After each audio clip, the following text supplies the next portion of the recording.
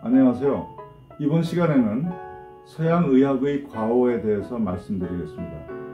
서양의학은 완벽한 과학에 근거하고 있지도 않고 많은 시행착오를 거쳐 정립되는 과정에서 이른바 흑역사를 가지고 있다는 것을 알려드림으로써 바른 치유법을 선택하시는 데 도움이 될 수 있도록 불필요한 수술 실패, 약에 의존하는 치료법의 부작용 문제 순서로 말씀드리겠습니다. 먼저 불필요한 수술 실패에 대해서 말씀드리겠습니다. 미국 의회 소위원회 발표에 따르면 매년 240만 회 이상이나 필요도 없는 수술이 시행되고 있으며 그 때문에 40억 달러, 약 5조 원 이상이 낭비되고 있다. 수술 중 또는 수술 후에 사망한 연간 25만 명에 이르는 환자 중 5%에 해당되는 12,000명 이상이 불필요한 수술의 사망자다라고 했습니다. 다른 독립기관인 미국의 건강조사 그룹의 조사에 의하면 필요하지 않은 수술이 연간 300만 회 이상이나 시행되고 있으며 그 수는 전체 수술의 11 내지 30%를 차지하고 있다고 합니다. 다음에는 대표적인 문제 사례에 대해서 말씀드리겠습니다. 과거에는 맹장과 편도선은 불필요한 장기로 생각했는데 1980년대 이후 그 역할이 알려지면서 자의적이건 타의적이건 무절제한 수술을 자제하게 되었습니다. 맹장 수술은 수술 후 절제된 조직을 조사하는 전문위원회가 결성되자 연간 수술 숫자가 262회에서 178회, 62회로 감소했습니다. 맹장은 이질, 설사, 항생제 과다 복용 등으로 피해를 입은 장내 유익균을 보충하는 중요한 장기입니다. 절제한 맹장을 만들어주지는 못합니다. 아프지도 않은데 맹장을 절제한 억울한 사람의 피해를 누가 보상해 줍니까? 다음에 편도선 절제 수술도 잘못된 수술입니다. 편도선은 미세먼지나 세균 등 나쁜 물질이 폐로 들어가지 못하도록 막는 역할을 하는 중요한 장기입니다. 작년에 제 아들이 감기에 걸려서 동네 의원에 갔는데 편도선을 제거하라고 건의했습니다. 수도권에 아직도 그런 의사가 있다는 사실이 놀랍습니다. 다음은 제왕절개 수술에 대해서 말씀드리겠습니다. 제왕절개 수술을 남발하는 문제도 있습니다. 한때 우리나라는 세계 1위의 수술률을 자랑했습니다. 산모나 태아의 생명에 문제가 있으면 제왕절개 수술을 해야 합니다. 그러나 그렇지 않은 경우가 많습니다. 제왕절개 수술로 아이를 낳은 반수의 여성은 후유증으로 괴로워하고 있으며 이것이 원인이 되어 사망하는 경우도 적지 않은 바 그 확률이 자연분만의 26배나 되는 엄청난 수치입니다.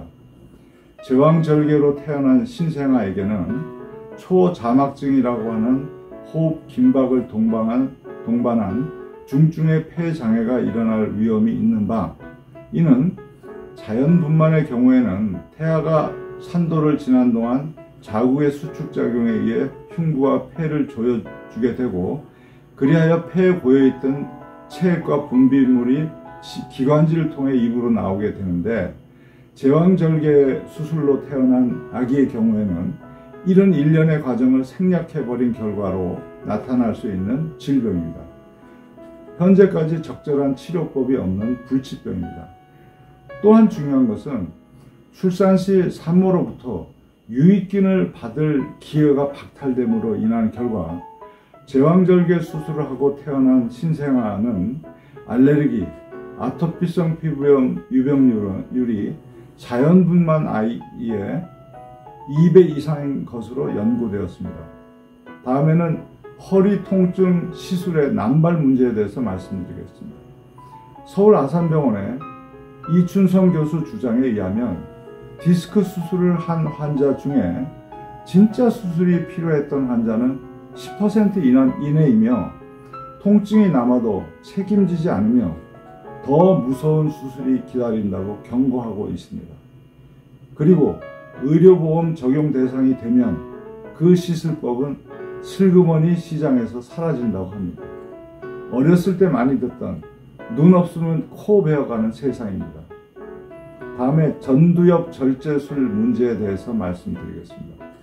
너무 처참해서 말씀드리기가 꺼려질 정도로 잔인한 내용이기 때문에 망설이다가 말씀드립니다. 정신질환 환자의 머리에 구멍을 뚫고 가는 쇠막대기에 예리한 철사를 끼워 넣은 도구로 전두엽 부분의 뇌신경을 잘라내는 수술이 $250, 원화로 30만원 정도 들었는데 이 수술이 유행하던 때도 있습니다. 이 수술을 고안한 의사는 1949년에 노벨 생리의학상을 수상했습니다. 수술 후에 환자는 무기력하고 무감각해지며 판단력이 떨어지는 부작용을 나타냈습니다. 1960년대 미국의 우상이었던 존 F 케네디 대통령의 친여동생인 로즈마리 여사도 공격적인 충동을 고치기 위해서 이 수술을 받았다가 바보가 되어 수도원에서 보냈습니다. 뻐꾸기 둥지 위로 날아간 새라는 영화에서 이 수술의 잔인성을 부각시켰습니다. 1967년에 아카데미상을 수상하였고 그리고 수술 사망사고 발생 이후로 이 수술법은 사라졌습니다. 다음에는 약에 의존하는 치료법에 대한 부작용 문제에 대해서 말씀드리겠습니다. 첫 번째, 에스트로겐 문제입니다.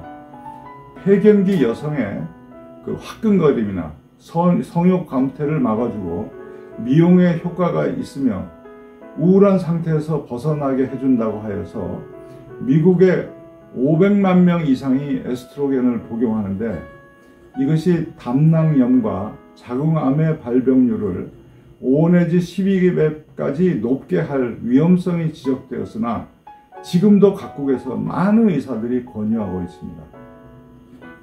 다음에는 탈리도마이드 사건 문제입니다. 1963년 입덧하는 임산부에게 탈리도마이드라는 약이 처방되었습니다. 이 약을 사용한 결과 6,000명 이상의 신생아들이 심한 신체 기형을 가지고 태어났습니다. 6년이 지나서야 이 약은 시장에서 사라졌습니다. 다음에는 위산 억제제 남용 문제입니다. 발매 초기에는 제약회사에서 6주 이상 처방해서는 안 되며 확실한 궤양 환자에 대해서만 처방해야 한다. 그 주의를 주곤 했던 약인데 언제부턴가 마치 캔디라도 되는 양 처방하고 있습니다. 위식도 역류 질환은 미국인의 25 내지 35%가 겪고 있는 질병입니다.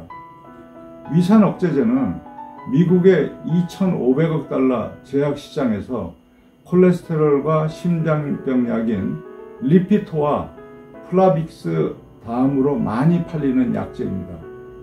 장기간 복용하면 비타민 B12 결핍으로 우울증, 빈혈증, 피로, 신경손상, 심지어 치매까지 올 수 있는 연구 결과가 있으며 류마티스 관절염 등 자가면역 질환 발생 가능성이 있고 클로스트리디아라고 하는 장내 박테리아가 과도하게 증식해서 생명을 위협하는 감염이 일어날 수 있는 등 부작용이 많은 약입니다.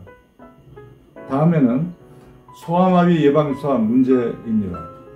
1955년 불활성화한 소아마비 바이러스를 포함한 예방주사가 과잉 투여되어 죄 없는 유아들이 죽거나 빈사 상태의 중증 환자가 되는 사건이 100여 건 이상이나 발생되었습니다. 다음은 트리파라놀 문제입니다. 1962년 트리파라놀이라고 하는 고지혈증 치료제가 백내장을 비롯한 수많은 부작용을 일으킨다는 사실이 밝혀져 시장에서 회수되었습니다. 다음에는 레설핀계 강압제 문제입니다. 교감신경 억제제의 일종인 레설핀계 혈압약이 유방암의 발병률을 3배나 높이는 부작용이 있다는 것이 연구에 의해 판명되었지만 지금도 시판되고 있습니다. 다음에는 감홍 문제입니다. 1940년대에는 아이들이 이가 날 때 통증을 줄여주기 위해서 감홍, 그게 이제 학술명으로는 염화 제일 수은이라고 하는 것인데, 이거는 수은 함유 가루를 먹인 겁니다. 그 결과 핑크병이라는 병이 생겨났습니다.